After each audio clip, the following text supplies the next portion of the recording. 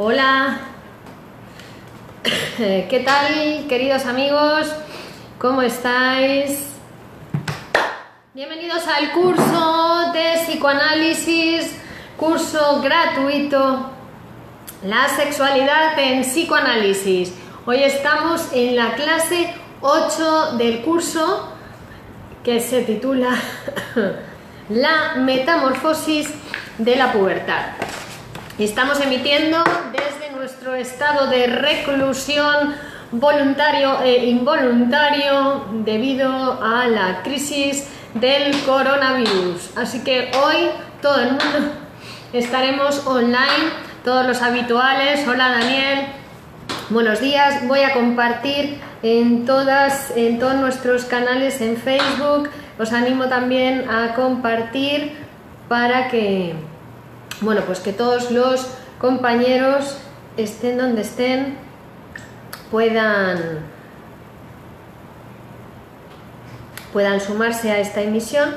Voy a compartir en el perfil comercial de Virginia Valdominos, donde tenemos una capacidad ilimitada para aceptar a todos aquellos que quieran sumarse a este curso. La campaña, perdón, que ahora ya no se puede ni toser porque ya tienes el coronavirus, que no, que también tosemos. Bueno, la campaña entonces es: quédate en casa y no te rasques, que nos quedamos todos en casa, ¿de acuerdo? Tenemos que hacer ese esfuerzo para cortar cuanto antes este virus, pero por favor no nos rasquemos, porque la vida continúa y después vamos a salir de este encierro y tenemos que reincorporarnos todos a nuestros trabajos y a nuestra vida normal. Así que darle al estudio, al trabajo, al amor. Después en la siguiente clase vamos a dar recomendaciones para pasar este tiempo de reclusión y este tiempo en casa de la mejor manera posible. Pero ahora nos vamos a centrar en la sexualidad. Estamos en el curso sobre sexualidad y hoy la clase es sobre la metamorfosis de la pubertad. Hoy es día 17 de marzo de 2020 y os estamos hablando desde Madrid, España, epicentro del coronavirus. Ay, ay, ay. Bueno, entonces, hemos estado viendo a lo largo de todas las clases la sexualidad infantil, ¿no? Y las diferentes etapas por las que pasaba el desarrollo sexual del niño. Hablamos de la fase oral, de la fase anal, de la fase fálica. Entonces, ¿qué pasa? Ahora el siguiente paso lógico en el desarrollo sexual del niño, ¿cuál es? ¿Cuál va a ser? Bueno, pues después de ese periodo de latencia que convendría en llegar en ese momento que el niño pasa de la etapa fálica, donde lo más importante es el falo, donde todo tiene falo, ¿no? Pasa al complejo de Edipo, que ya vimos que el complejo de Edipo es esa serie de operaciones psíquicas y mentales que el niño va a tener que adquirir para, bueno, pues para hacerse un humano, un sujeto hablante, un sujeto que va a poder salir al mundo cuando esté permitido, intercambiar con otros seres humanos y buscar amores más allá del padre y de la madre, ¿no? Más allá de la familia. Entonces el complejo de Edipo va a ser la máquina hominizante. Por favor, podéis hacer preguntas en cualquier momento, porque se trata de que esto sea lo más interactivo posible dentro de lo que es, ¿no? Bueno, entonces, complejo de Edipo, la máquina hominizante, toda una serie de operaciones psíquicas para que bueno, pues el niño se haga un hombre y la niña se haga una mujer. No van a ser sencillas esas operaciones y en la próxima clase vamos a hablar de ellas, vamos a dedicarlas exclusivamente al complejo de Edipo. Pero hoy vamos a pasar, entonces, cuando se pasa del complejo de Edipo, se produce esa represión de la sexualidad infantil que da lugar a la amnesia infantil, la amnesia de esos primeros años de la infancia, y y aparece el periodo de latencia, periodo donde se interrumpe la sexualidad, ¿no? Donde se dan los máximos rendimientos del niño a nivel intelectual. Son pequeños científicos los niños, ¿no? Bueno, y después va a venir otro florecimiento sexual, que es la pubertad. Realmente aquí es cuando se produce el florecimiento sexual adulto, tal y como lo conocemos, ¿no? Cuando nace la genitalidad, la sexualidad adulta, es en la pubertad. Comienzan las transformaciones que van a llevar la vida sexual infantil a la definitiva constitución normal, adulta. El impulso sexual, que hasta ese momento había sido fundamentalmente autoerótico, como vimos en el niño, es decir, que iba a estar centrado fundamentalmente en sí mismo, en su propio goce, con determinadas partes de su cuerpo, ahora este impulso sexual se va a orientar hacia el exterior y va a encontrar un objeto sexual, ¿vale? Hasta ese momento también la sexualidad partía de impulsos aislados, impulsos parciales, independientes unos de otros. Bueno, ahora se van a centralizar esos impulsos, se van a dirigir a un fin sexual, que va a ser el coito, y todas las zonas erógenas se van a subordinar a una zona erógena principal, que va a ser la zona genital. Por supuesto, la evolución sexual en cada uno de los sexos va a ser diferente. Ya veremos las diferencias. Y sexo teniendo en cuenta no el sexo biológico, sino sexo como función, porque ya dijimos que tanto en el hombre como en la mujer se van a tener que constituir ambas funciones, masculina y femenina. Es decir, que no una mujer es 100% mujer, ni un hombre es 100% hombre, ¿no? Que todos nosotros tenemos un porcentaje, alguno es 50% mujer, 50% hombre, otro es 40% mujer, 60% hombre, otro es 35% hombre, 65% mujer. Son porcentajes y en cada uno está combinado de una manera determinada, pero todos tenemos un lado femenino y un lado masculino. Entonces todo esto, lo que sí vamos a ver que existen diferencias es en la constitución de la feminidad y en la constitución de la masculinidad. Van a seguir pasos diferentes. La feminidad siempre va a ser lo más complejo de construir, tanto en el hombre como en la mujer. Y otra cosa que va a pasar aquí en la adolescencia es que ahora toda esa corriente sexual que en el niño estaba dirigida hacia los padres, hacia los progenitores, hacia los hermanos, hacia las personas más allegadas, ahora ¿qué pasa? Se tiene que reprimir toda esa corriente sexual, pero se va a reprimir y va a nacer la corriente tierna, la corriente cariñosa, con esa energía sexual dirigida hacia los parientes consanguíneos. Ahora esa se va a convertir en ternura, ¿vale? O sea, nacen las dos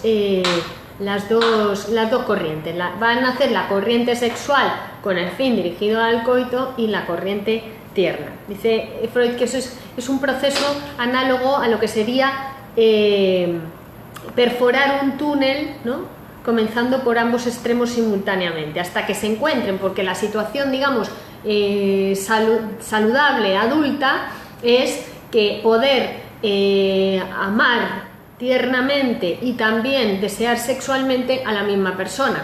Cuando esto no sucede, pueden darse en la edad adulta problemáticas del tipo de, bueno, pues del tipo de personas que no pueden desear a la persona a la que aman, ¿no? Y entonces tienen problemas de pareja en ese sentido. La pulsión sexual, entonces, ahora, a partir de la metamorfosis de la pubertad, a partir de la adolescencia, se va a poner en enfocar a la función reproductora, ¿vale? Aunque aquí también van a poder darse perturbaciones en ese proceso de desarrollo hasta llegar a la fase genital, a la fase sexual adulta. También van a poder producirse perturbaciones morbosas que se van a considerar inhibiciones en el desarrollo. Bueno, entonces, primacía de las zonas genitales y placer preliminar. Hasta ahora hemos visto que lo que primaba en el niño eran las zonas erógenas parciales. Primero la boca, ¿no? Cuando el niño era un caníbal y todo lo experimentaba todo el mundo a través de la boca, ¿vale?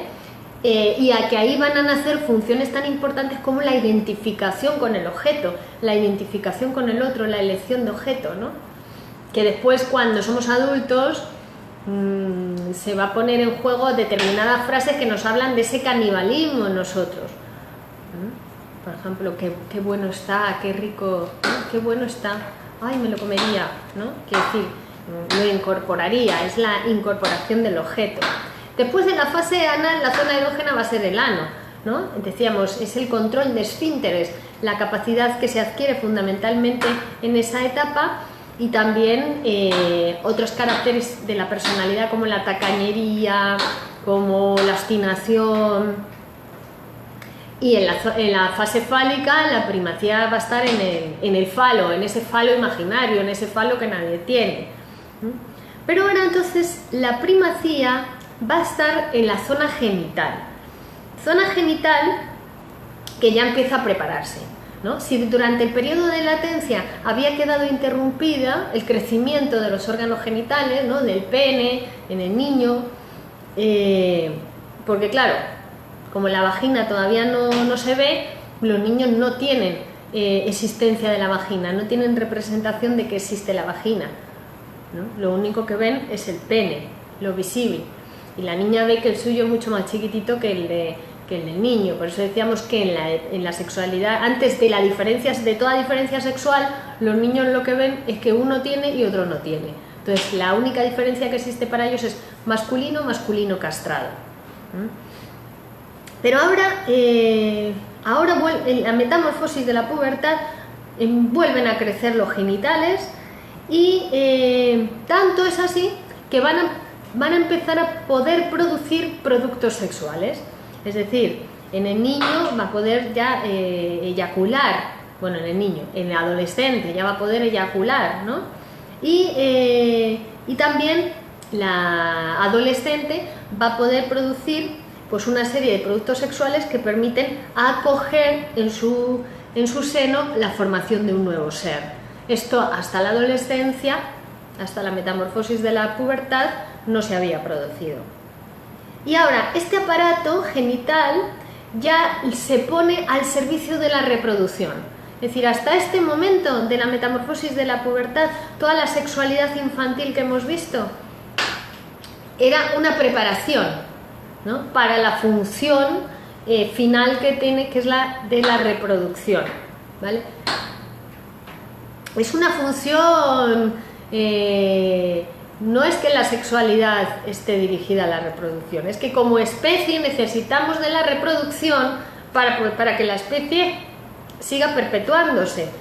Entonces va a haber todo un desarrollo encaminado a la genitalidad y encaminado a la reproducción sexual, porque es una cuestión de la especie, y la especie está por encima del sujeto, ¿vale? Ya dijimos en otros cursos que el amor es un sentimiento de la especie, que el amor es el que lleva a las personas a unirse unas con otras para que la especie se siga reproduciendo, que si no nadie soportaría a nadie, nadie se uniría a nadie. Bueno, entonces, en este momento de la metamorfosis de la pubertad es cuando los genitales se ponen al servicio de la función reproductiva. Hasta ese momento era una preparación. Y entonces el aparato genital va a poderse activar por ciertos estímulos apropiados que pueden llegar a través de 3 vías, ¿no? Pueden llegar a partir del mundo exterior, la excitación de los genitales, ¿no?, por excitación de las zonas erógenas, no solo de la genital, porque también se sigue manteniendo como zonas erógenas que van a contribuir a la excitación de la zona genital, la boca, el ano, y como dijimos, que todo el cuerpo puede ser erógeno, cualquier parte del cuerpo se puede erogenizar y puede contribuir a esa función, ¿no? Pero también la estimulación puede venir del interior, ¿no?, orgánico,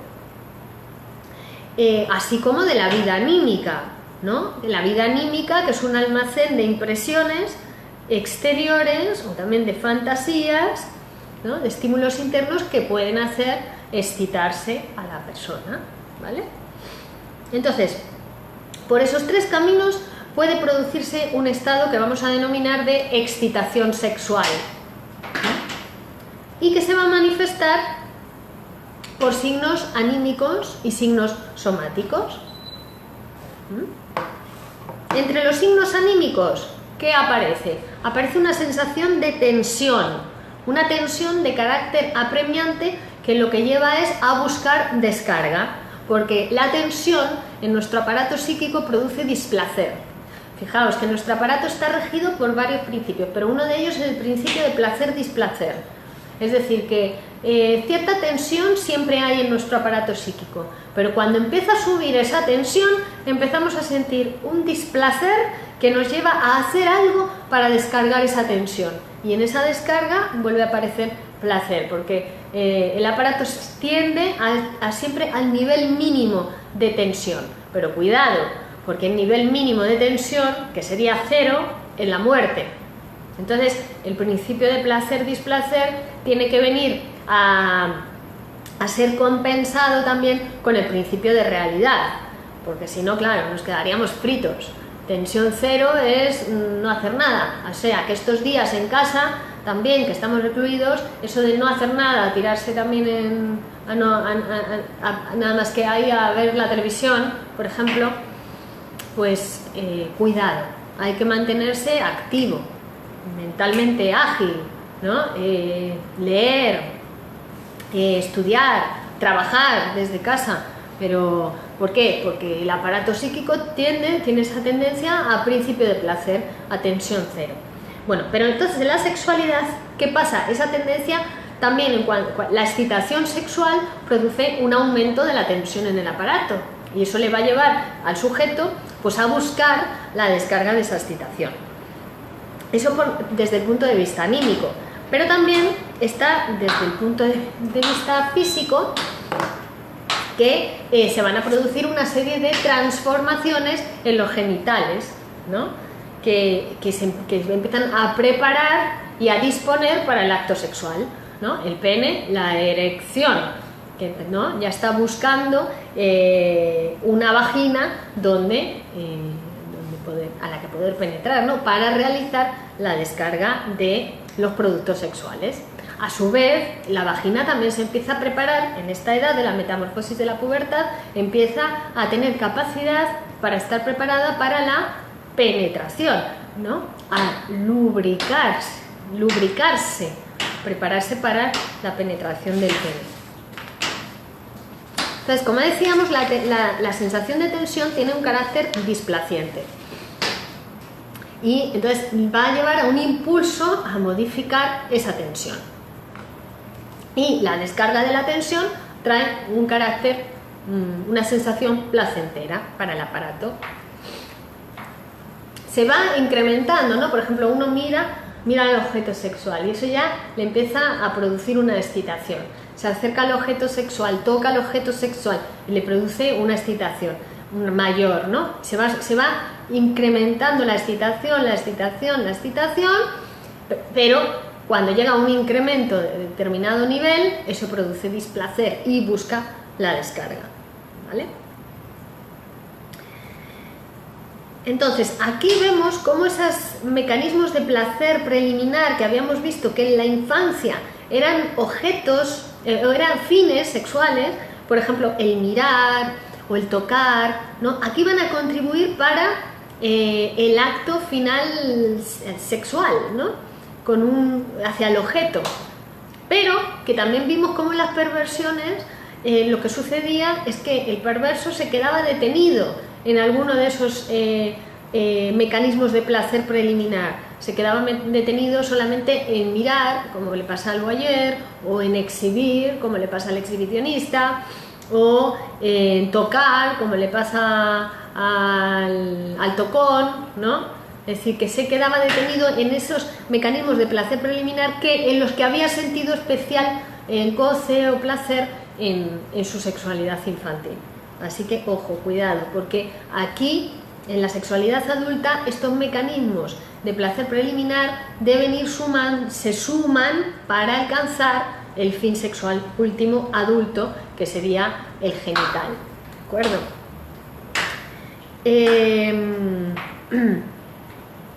Todo eso hace que aparezca una elevación de la tensión que hace surgir a su vez la energía motora necesaria para llevar a cabo el acto sexual, que va a ser una fase previa al acto sexual, va a ser la excitación de la zona genital, el glande en el caso del hombre y la vagina en el caso de la mujer, ¿no? Bien. Y con la descarga de la tensión sexual aparecería el placer, y ¿qué es lo que consigue? Es que se extinga temporalmente la tensión de la libido. Temporalmente, hasta que se vuelva a producir de nuevo otra excitación. Héctor Rojas dice: ya estamos igual que ustedes en casa por el coronavirus, pero espero no tengamos víctimas. Abrazos y pura vida para ti. Bueno, pues esperemos que así sea, Héctor. La verdad es que esto está siendo una crisis a nivel mundial. Todos los países, parece ser que la curva de contagio, de desarrollo del virus está siendo más o menos similar en todos los países, o por lo menos España parece que sigue los pasos de Italia. Vamos a ver si al ser un poquito más tardío aquí podemos adoptar algunas medidas, ir aprendiendo de lo que han hecho otros anteriormente, pero bueno, vamos a ver qué pasa con esta crisis y que afecte lo menos posible también a la economía, que ahora también esa es importante. Cuanto antes se tomen las medidas para evitar un crecimiento, el crecimiento de los contagios, pues mejor. La verdad es que es verdad, el virus está ahí y se está contagiando a la gente y hay gente que está muriendo, sí, es verdad, dice, gente con patologías previas, tal, pero bueno, así está colapsada la sanidad. Entonces pues vamos a ver que si en Chile, bueno, pues puede ser, ya vais aprendiendo de lo que está sucediendo en otros lugares y se va mejorando la gestión de toda esta situación, ¿no? Es muy extraña, ¿verdad? Porque esto no sé si había pasado antes así una cosa a nivel mundial y de esta magnitud de paralizar todos los países. Pero vamos a ver cómo van desarrollándose los acontecimientos. Aquí en España estamos en el principio. O sea, dicen que no ha comenzado todavía lo peor, que son los primeros momentos y que el virus se está incubando y que todavía no ha habido el repunte de contagios. Entonces hay que cuidarse, hay que quedarse en casa y hay que seguir las medidas que plantean los gobiernos, porque no podemos hacer otra cosa, hay que seguirlas, ¿no? Y nosotros en casa hay que, como decimos, estudiar, cuidarse, trabajar y mantenerse sano, psíquicamente hablando. Bueno, bien. Entonces, a ese mecanismo, gracias a ti, Héctor, al placer producido entonces por la excitación de las zonas erógenas, por la boca, el ano. Hola desde Guatemala, dice Josué. Hola Josué, desde Madrid, España.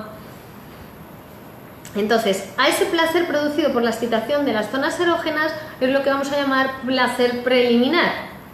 Y al producido por la descarga de la materia sexual lo vamos a llamar placer final o placer satisfactorio de la actividad sexual. Bueno, también recomendar a las personas que se quedan en casa que hacer el amor también puede ser una muy buena actividad, una actividad sublimatoria excepcional. Así que también, ¿no?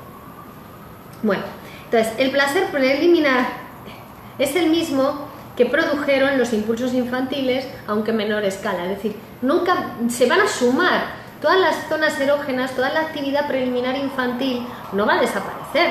en la edad adulta, la vamos a sumar. El problema es que uno sea un perverso y se quede solamente en la sexualidad infantil y no llegue a la sexualidad adulta. Eso es la perversión. Pero siempre el goce del beso, el placer de la boca va a estar. De hecho, también ahora hay mucho peligro en estos momentos de reclusión de que haya regresiones. Es decir, como no puedo salir a la calle, como no puedo gozar de la sexualidad que habitualmente, de ir al cine, de ir al teatro, de ir con los amigos, pues me quedo en casa y entonces sustituyo por la comida, por ejemplo, goce oral, ¿no?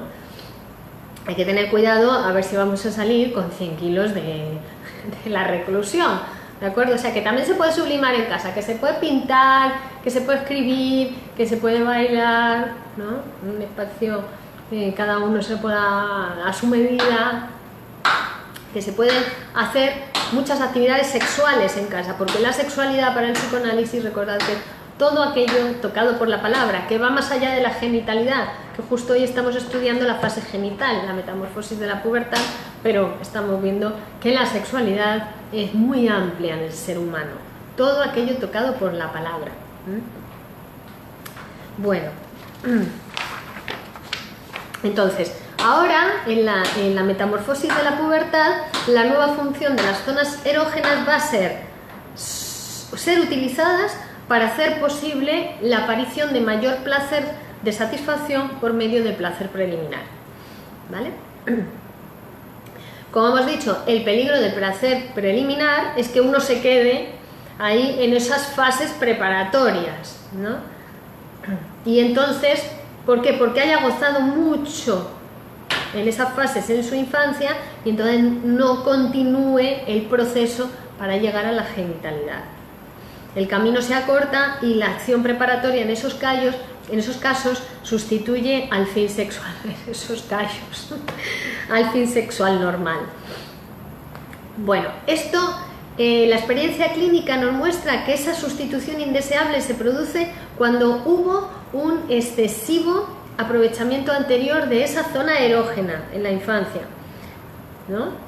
Por ejemplo, yo qué sé, la neurosis obsesiva y una regresión a la fase anal.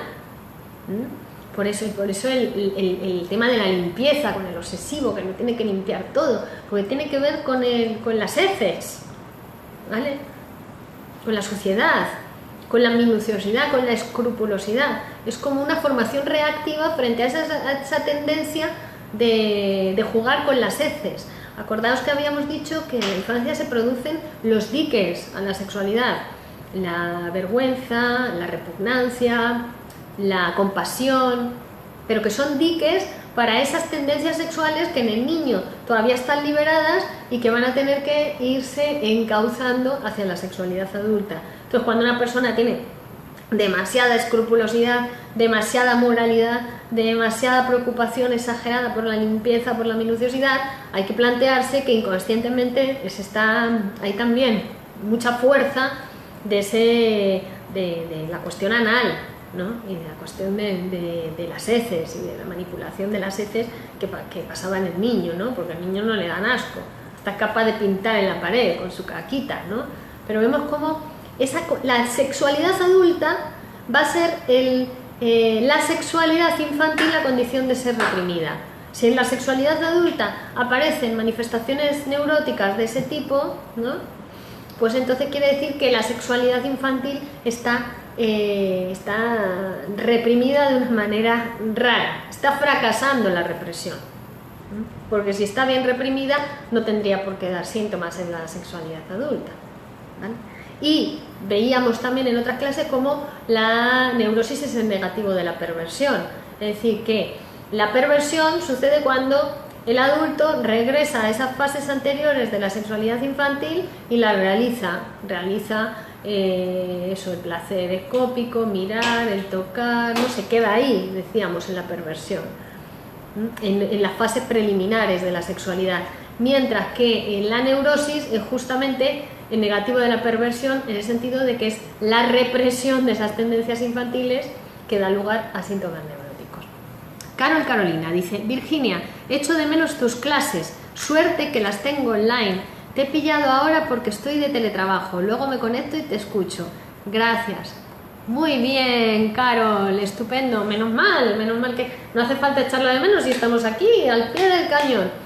Aquí, no vamos a parar las clases, no vamos a interrumpir las clases por un bichito, que es el coronavirus. Entonces vamos a seguir con nuestra vida normal, aunque sea dentro de casa y dentro de la mayor normalidad y naturalidad posible, que tampoco es para tanto, ¿vale? Que vamos a poder porque tenemos capacidad de sublimación. El ser humano tiene capacidad de sublimación. Y si hay alguno de ustedes que no puede sublimar, que no puede leer, que no puede estudiar, que no puede trabajar, que no puede cantar, que no puede hacer sublime, con su energía psíquica, algo sublime, algo utilizable por otros y para otros, entonces que se ponga en contacto conmigo, porque su aparato de sublimar está un poco estropeado. Hay que poner en marcha el aparato de sublimar y eso se hace con psicoanálisis, ¿vale? Que seguiré atendiendo online durante todo este proceso que no sabemos cuánto va a durar y podéis conversar conmigo a través de teléfono o a través de Skype.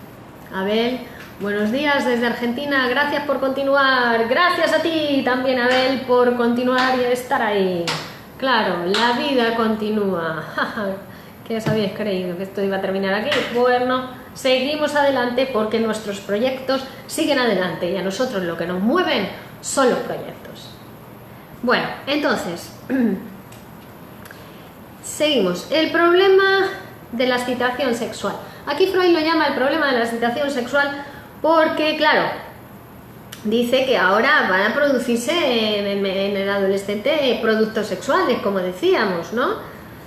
Y que esos productos sexuales requieren descarga porque producen una presión en el niño a ser descargado y en la niña también, ¿no? Aquí está el tema de que si es una cuestión de la acumulación del semen. Bueno, aquí Freud poco menos que adelanta el descubrimiento de las hormonas, del sistema hormonal, que en ese momento no se conocía, y él ya viene a hablar de que existen la parte intersticial de las glándulas seminales, que se producen determinadas materias químicas especiales que son acogidas por la corriente sanguínea y que producen la carga de tensión sexual de determinadas partes del sistema nervioso central. Es decir, que ya está anticipando la existencia de la comunicación hormonal, que es tan importante para, por supuesto, para la sexualidad, para el aparato reproductor, ¿no? Bien, ya pasamos a hablar de la teoría de la libido. La teoría de la libido. ¿La libido qué es? Que la teoría de la libido va a ser importantísima dentro del psicoanálisis, ¿no? Porque la libido es la energía sexual, es la energía con la que nos ligamos a los objetos, ¿no? Sexual es todo lo tocado por la palabra. Quiere decirse que estamos unidos a otras personas, ahora mismo, entre nosotros, estamos unidos a través de nuestra libido, nuestro interés psíquico, nuestra energía sexual. Que para ver a alguien tenemos que rodear con nuestra libido, ¿no? Es un órgano, la libido, es un tentáculo, ¿no? Con el que rodeamos a los objetos. Y que es una fuerza cuantitativamente variable, no es producida únicamente por los órganos sexuales, sino que es producida por todos los órganos de nuestro cuerpo. Y podríamos decir que hay una cantidad de libido en nosotros, una gran represa de la cual parten las corrientes de revestimiento de objeto y retornan. O sea, es decir, que el movimiento libidinal va a partir de nosotros, ¿no? Del yo, rodea al objeto y vuelve al yo, ¿no? Y también puede rodear al yo, la libido, ese es el narcisismo. Cuando uno se ama a sí mismo es porque está rodeando su yo por su libido. Cuando la libido está en el yo se llama libido del yo o libido narcisista. Cuando la libido rodea a los objetos la llamamos libido objetal. Pero siempre es la misma libido, es la misma energía psíquica, es la misma energía sexual. Entonces, esa libido del yo puede disminuir, aumentar, distribuirse, desplazarse, porque puede ponerse en los objetos. De hecho, cuando se ponen los objetos, y cuando, ¿no?, en las personas o en las actividades, en la tarea, cuando yo pongo mi libido en el estudio, por ejemplo, ¿no?, después ese libido vuelve al yo y es mucho más fuerte, eso te da energía. Mientras que si tú te quedas con el libido en el yo todo el tiempo, se produce estancamiento libidinal y eso produce enfermedad, ¿no? También se puede producir lo que llamamos que la libido, ¿no?, salga del yo, se encamina a los objetos o que se retire de los objetos y queda flotante, ¿no? Queda la libido flotante hasta que cae de nuevo en el yo o rodea de nuevo a un objeto. Acordaos que también hemos visto en algunos cursos, en el de depresión, duelo y melancolía, que tenéis en el canal de YouTube, el curso completo y lo podéis ver. Recordad que el melancólico lo que tiene dificultades es para sustituir, es decir, para retirar la libido del objeto perdido, y cuando vuelve al yo esa libido, se queda con ella, el melancólico. Porque como se identifica con el objeto, se queda con toda la libido y ahí se produce se pudre la libido dentro del yo del melancólico, ¿no? Porque la libido tiene que estar en movimiento, tiene que estar rodeando objetos y eso es lo que a uno le hace estar sano, sustitución, mover la libido, ¿no? Bueno, luego, con respecto a la diferenciación de los sexos, claro, una cosa muy importante que va a producirse en la pubertad y que no se había producido hasta este momento de la pubertad es la diferencia. Por eso la sexualidad adulta es lo que más le cuesta, ¿no? Le cuesta al ser humano, porque en la sexualidad adulta es cuando el niño, el adolescente, el hombre, la mujer, ¿no?, caen en la cuenta de que existe la diferencia sexual, de que hay hombres y de que hay mujeres. Eso el niño no lo sabía. Para el niño había masculinos y masculinos castrados. Habían unos que tenían cosita de hacer pipí y otros que tenían la cosita de hacer pipí muy chiquitita, ¿vale? Pero no había vagina, no había hombre, no había mujer, no había comprensión de la función genital, de la función de los espermatozoides ni de los óvulos, ¿no? Pero ahora sí, en la época de la pubertad es cuando nace ese conocimiento, ¿no? Y claro, pues la diferencia sexual también trae la comprensión o el conocimiento de la mortalidad, porque si nos reproducimos por macho y hembra que se tienen que unir, se tienen que acoplar como bestias, ¿no?, para engendrar un nuevo ser, es porque somos mortales. Señoras y señores, atención a todos esos inmortales que van por ahí saltándose las normas ahora del confinamiento, ¿no?, que somos mortales, somos una especie que se reproduce por sexuación porque morimos. Entonces la especie tiene que estar continuamente reproduciéndose. Entonces, esa diferencia sexual, como decíamos, nace en la pubertad, cuando nos damos cuenta de que hay hombres y que hay mujeres. Aunque antes han aparecido diferencias del carácter masculino y femenino desde la niñez. Por ejemplo, los diques sexuales que habíamos comentado, el pudor, la repugnancia, la compasión, van a aparecer antes en las niñas que en los niños. En las niñas es mucho mayor la inclinación a la represión sexual. Y cuando surgen en ellas impulsos parciales, suelen adoptar preferentemente formas pasivas en la niña. La actividad autoerótica es la misma en los dos, es decir, en esa época que vimos de masturbación infantil, es lo mismo tanto para el niño como para la niña, el chupeteo del pulgar o la masturbación de los genitales en la época infantil, va a suceder en los dos, no hay diferenciación hasta la pubertad. Pero sí que podemos decir que en ese momento infantil la sexualidad de la niña es puramente masculina, todavía no hay feminidad, ni en la niña ni en el niño, todavía no la han construido. Es ahora en la pubertad donde los dos van a tener que construir la feminidad, porque antes no existía, era masculino para los dos. Es una sexualidad masculina en la niña también, en la infancia. La sexualidad de las niñas tiene un carácter masculino, y si pudiéramos hacer una mayor diferenciación entre los conceptos masculino y femenino, que son dos construcciones teóricas de contenido incierto, como ya hemos dicho en otras ocasiones, podríamos decir que la libido es de naturaleza masculina. ¿Por qué? Porque implica una actividad, tanto aparezca en el hombre como aparezca en la mujer, e independientemente de que su objeto sea hombre o sea mujer, la libido tiene un carácter masculino. En psicoanálisis vamos a diferenciar entre masculino y femenino solamente como actividad y pasividad, ¿no? Porque las otras diferenciaciones biológicas, como hemos dicho, todos tenemos un porcentaje masculino y femenino, como función también, y además son necesarias las dos funciones tanto para hombres como para mujeres, ¿no? Para la vida, tanto el carácter activo como el pasivo. Bien. Y además, lo que hemos dicho desde el principio del curso, si no tenemos en cuenta la hipótesis de la bisexualidad, no podemos entender para nada las manifestaciones de los comportamientos ni de hombres ni de mujeres, ¿no?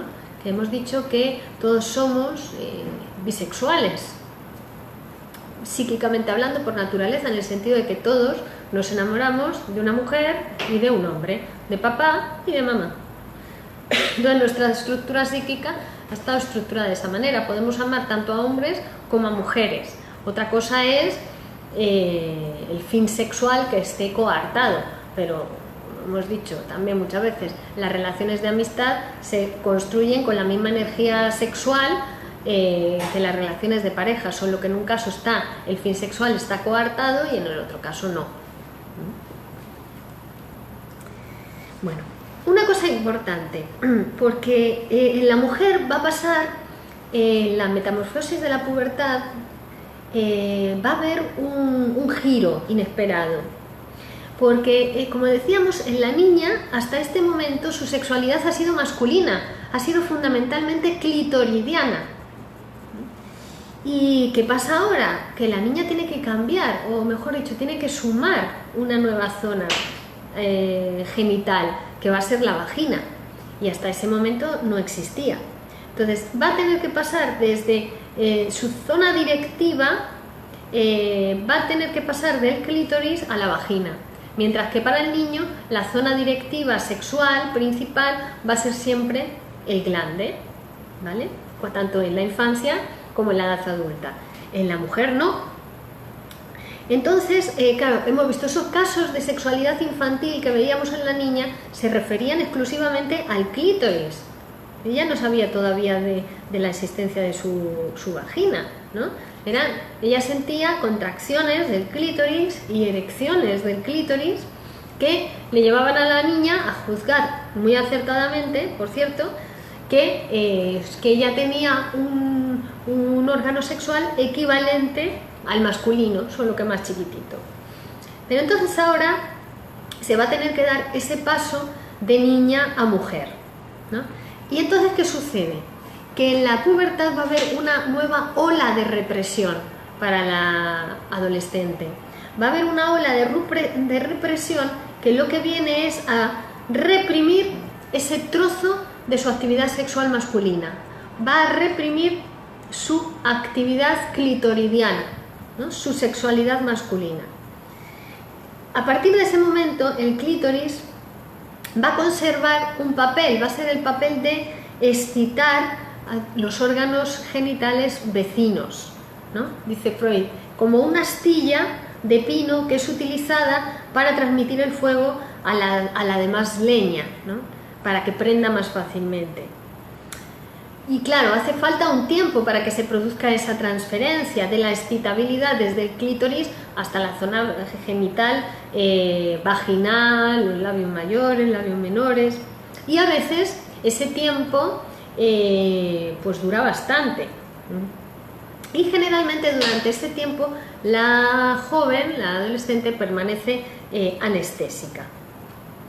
Esta anestesia puede durar un tiempo, ¿no? Porque hay veces que esa zona clitoridiana se niega a transferir su excitabilidad a esa que ha adquirido en los años infantiles y de la que tanto ha gozado la niña. Por eso vemos que depende también del goce que le haya proporcionado al niño, el querer pasar a la siguiente fase o quedarse ahí, fijado, ¿no? Entonces, puede ser que haya tenido una excitabilidad excesiva por una actividad erógena exagerada en esa época infantil y ahora le cuesta transferir esa excitabilidad a los otros, a la vagina, ¿no? Al órgano genital femenino por excelencia. Entonces, pueden darse también anestesias en la mujer durante largo tiempo, o mujeres que solamente son capaces de gozar de esa actividad sexual masculina, clitoridiana, y no de la vaginal. Hola Victoriano, buenos días. Es decir, son mujeres que son anestésicas en la entrada de la vagina, pero no en el clítoris, y hasta en otras zonas también pueden no serlo, ¿no? A esas zonas erógenas de la anestesia también se suman las psíquicas, que también van a estar determinadas por represión. Es decir, si esa mujer reprime su sexualidad también a nivel psíquico, es decir, su posibilidad de hablar, ¿no? Porque la represión del pensamiento es una represión sexual. Si a la mujer se le reprime poder pensar sobre lo sexual, a la vez se está reprimiendo su pensamiento, ¿no? Bueno, entonces una represión más otra represión puede dar lugar a anestesia en las mujeres.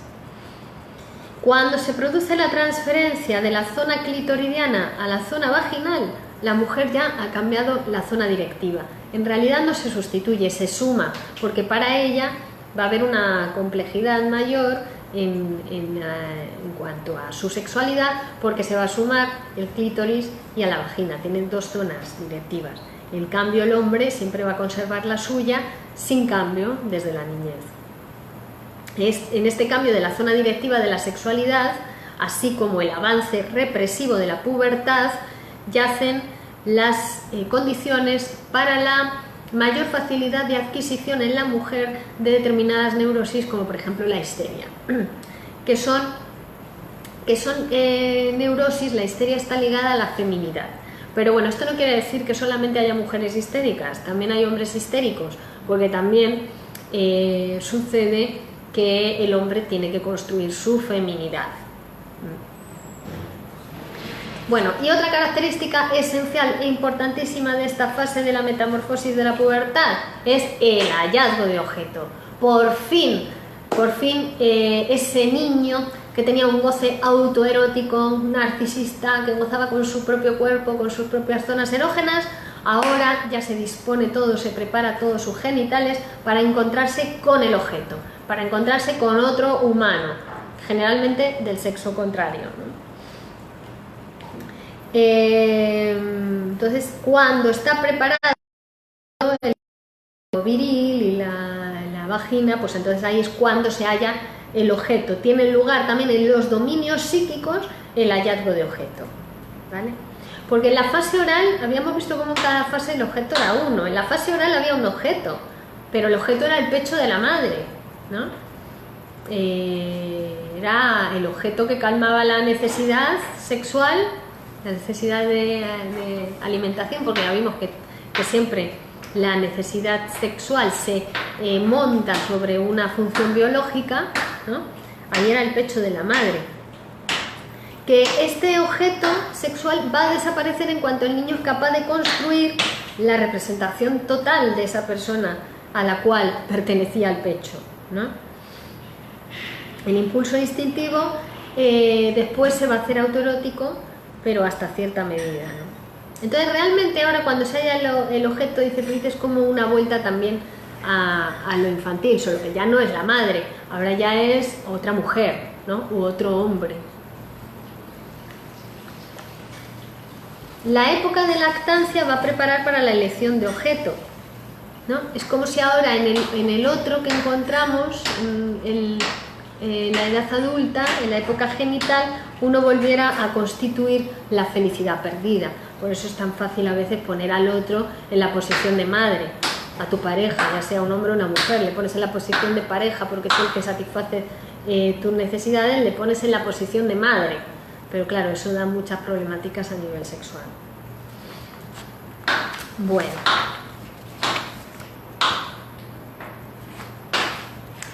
Y luego esas relaciones con las personas conforme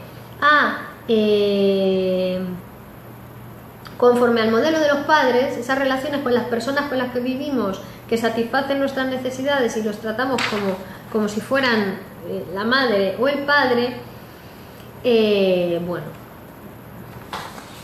pues como decíamos, son problemáticas. Daniel, ¿se podría considerar a las ninfómanas como estancadas en la zona clitoridiana y por eso no acaban el proceso normal de relación e insatisfechas en la acción?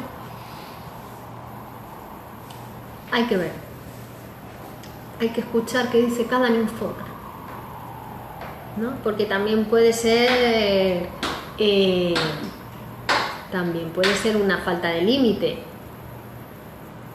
¿no? En la satisfacción sexual, o también puede ser una búsqueda de, ¿no? ¿De qué? Una búsqueda de algo que nunca encuentra, ¿no? Que nunca haya el objeto. Claro, es el deseo, porque vimos que el deseo era así. El deseo es no se puede saciar, es insaciable, no es como la necesidad, no es como el hambre, ¿no? El hambre, tú comes y sacias el hambre, pero el deseo es insaciable. Entonces hay algo del límite, del punto, de la descarga de esa tensión que puede ser que no se esté produciendo en la ninfómana. También la mujer es multiorgásmica. También hay que ver qué dice esa mujer. Pero no sé si tiene que ver, supongo que lo preguntas también con lo de la zona clitoridiana por la actividad, ¿no? Porque tiene como un papel más activo en la ninfómana. Matías Jiménez, gracias Virginia, tus clases son excelentes desde Tucumán, Argentina. Gracias a ti, Matías, por estar ahí. Es un tema interesante ese para investigar, Daniel. Puedes estudiar un poquito sobre ese tema también, ahora en estos días de reclusión. Bueno, entonces, la relación del niño con esas personas que lo han alimentado, que lo han amado, que lo han querido, que han cuidado de él, es decir, sus padres, su madre, sus parientes, sus hermanos, van a ser fuente de excitaciones sexuales continuas y de satisfacción de las zonas erógenas. Y esto no se me asusten las mamás, pero es que las mamás cuando lavan al niño, cuando lo besan, cuando lo mecen, cuando lo acarician, están despertando la erogenidad del niño, están despertando su sexualidad. Bueno, y a veces lo toman como un verdadero sustituto de un completo objeto sexual. Eso, Daniel, investigar, estudiar. La madre, claro, seguramente que se horrorizaría si conoce que con su ternura está despertando el impulso sexual del hijo, ¿no? Porque ella considera sus actos como totalmente asexuales. Pero, como decimos, esa higiene, ese contacto con el niño va despertando su erogenidad y también su energía sexual. Algo que, por otra parte, es absolutamente necesario para que ese niño después se convierta en una mujer o en un hombre con energía sexual, ¿no? Pero, cuidado aquí, porque un exceso de ternura va a ser perjudicial para el niño por acelerar su madurez sexual, por acostumbrarle mal y hacerle incapaz de renunciar temporalmente al amor. Los niños insaciables en su demanda van a dar claros síntomas después de nerviosidad. Por otra parte, Los padres neurópatas, es decir, los padres que están inclinados a dar una ternura sin medida a sus hijos, van a despertar en ellos después esa disposición para enfermedades neuróticas. ¿Veis que ese es otro camino a través del cual los padres legan como herencia a sus hijos su neurosis?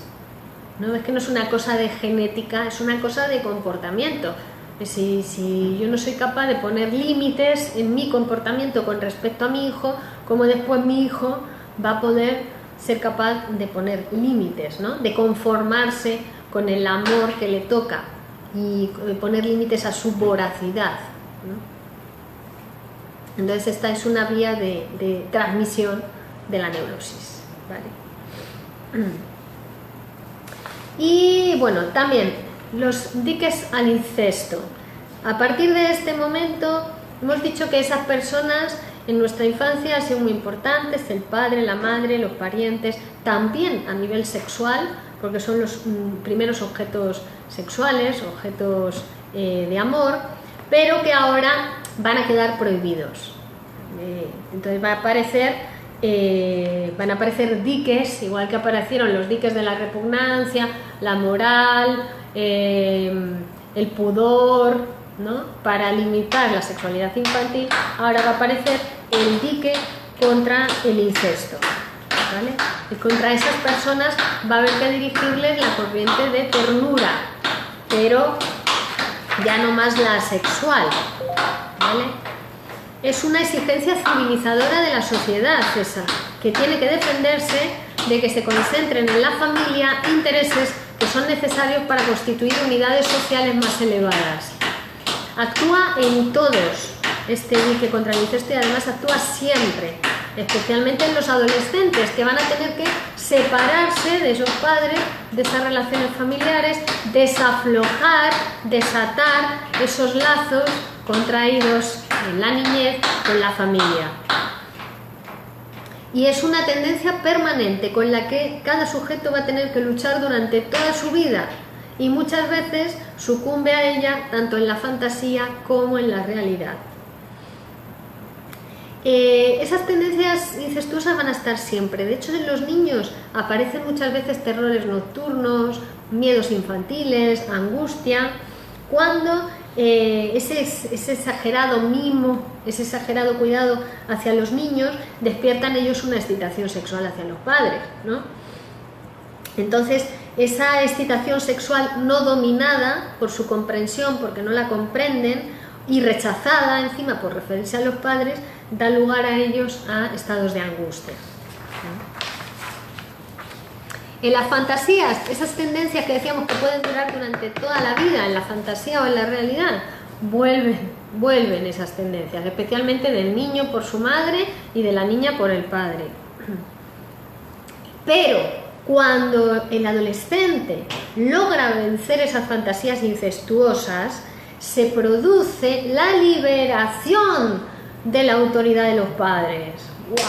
Es una cosa dolorosa en la pubertad, pero luego le va a dar al sujeto una libertad para toda la vida, ¿no? Aunque siempre queda en uno y son remitidas a lo inconsciente, ¿no? La relación con la madre y con el padre, ¿no? Claro, y también, ¿qué sucede? Que hay individuos que se quedan fijados a esas fases, a esas relaciones incestuosas y que nunca van a vencer la autoridad de los padres. No consiguen retirar de ellos la ternura, ¿no? Pues yo qué sé, caso de estas muchachas que se quedan toda la vida con los padres, ¿no? Y que repugnan la vida matrimonial, que llegan a ser esposas frías y anestésicas, que la única ternura la sienten por sus padres, ¿no? En los psiconeuróticos estas relaciones incestuosas quedan relegadas a lo inconsciente, bueno, en realidad en todos los seres humanos, lo que pasa es que los psiconeuróticos hacen síntoma, a consecuencia de una gran repulsa sexual, porque tienen las relaciones muy fuertes en el inconsciente con los progenitores y a la vez su moral es muy fuerte en contra de esas tendencias sexuales incestuosas. Ese conflicto psíquico da lugar a los síntomas neuróticos. Matías dice, los diques contra el incesto sería algo que viene desde lo totémico. Sí, claro, ha sido una construcción de la humanidad a lo largo de la historia de la humanidad, desde la horda primitiva, ¿no? En Totem y Tabú, Freud lo explica muy bien, como la horda primitiva era el padre todopoderoso que podía tener a todas las mujeres de la tribu, de la horda, y que todos los hombres estaban bajo su autoridad, ¿no? Entonces, si cualquier hombre quería poseer a una mujer, el padre lo podía matar, eran todos sus hijos, ¿no? Entonces se reúnen los hijos, matan al padre y hay otro que toma ese papel de jefe de la horda, ¿no? Pero ¿qué pasaba? Que cada cierto tiempo se unían, mataban al que estaba como jefe y se colocaba a otro como jefe. Entonces eso no era civilización, no había estado de paz, ¿no? Entonces el estado, digamos, la primera civilización o la civilización totémica se produce cuando entre los hermanos pactan un nuevo orden, ¿no? Que cada uno tenga su tótem, ¿no? Que haya una ley, que se respete esa ley, que no se mate al que está de jefe. Entonces cada uno se organizan en torno al tótem. Y ya se instaura la ley del incesto, ya no se puede casar, ya no se pueden aparear cualquiera con cualquiera, ya hay que respetar determinadas leyes, ¿no? De este tótem con aquel tótem, no dentro del mismo tótem, etcétera. Toda una serie de leyes que ahí Freud lo explica genial. Y ahí es el inicio, es el comienzo. Luego vendrá la sociedad politeísta, luego vendrá la sociedad monoteísta, ¿no? Pero la interdicción del incesto va a estar siempre ya en toda sociedad, ¿no? Siempre hay algo que queda prohibido, algo que está interdicto, que no se puede, y esa es la ley humana por excelencia. Que después hay gente que se lo salta, sí, pero se vuelven locos, ¿no? Se quedan sin ley, se salen de la sociedad, se salen de lo social, y además eso está penado y perseguido, ¿no? Tiene un coste a nivel psíquico también saltarse esa ley, que es la locura.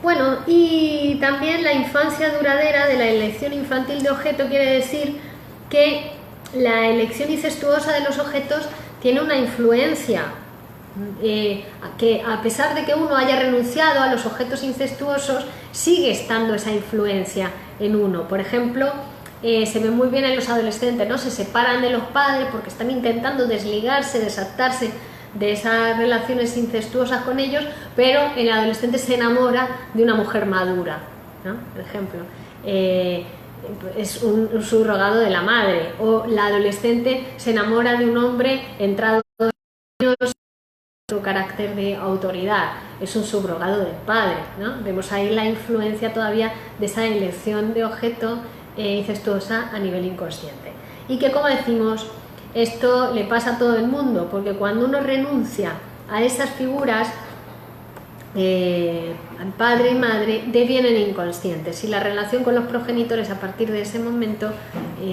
se da en el inconsciente, ¿no? Pues viene a constituir el super-yo, que es el heredero del complejo de Edipo.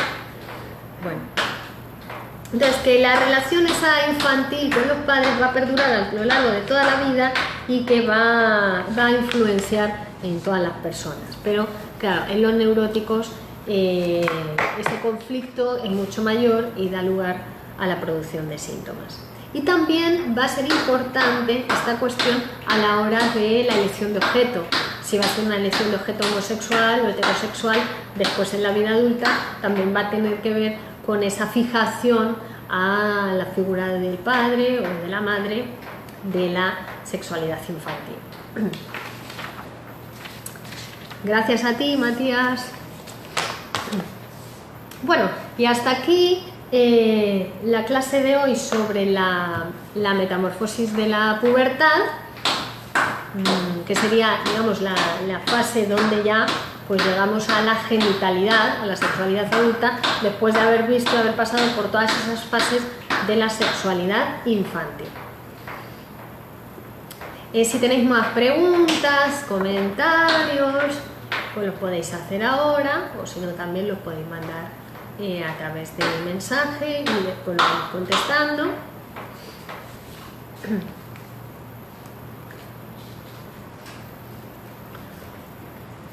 Gracias, María.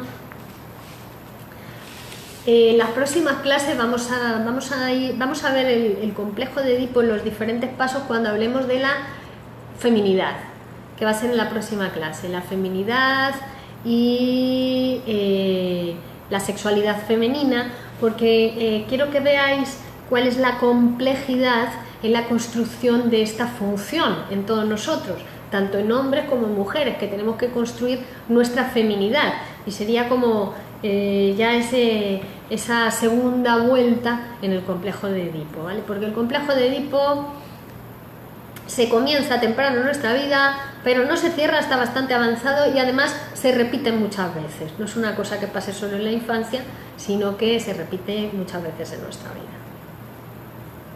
Bueno, pues cerramos aquí entonces la clase sobre la sexualidad y en unos minutos, en 5 minutos, comenzamos el curso sobre amor y relaciones de pareja, que hoy vamos a ver cómo hacemos para llegar a este encierro al final de esta crisis del coronavirus sin divorciarse, sin suicidarse y sin matar a nadie.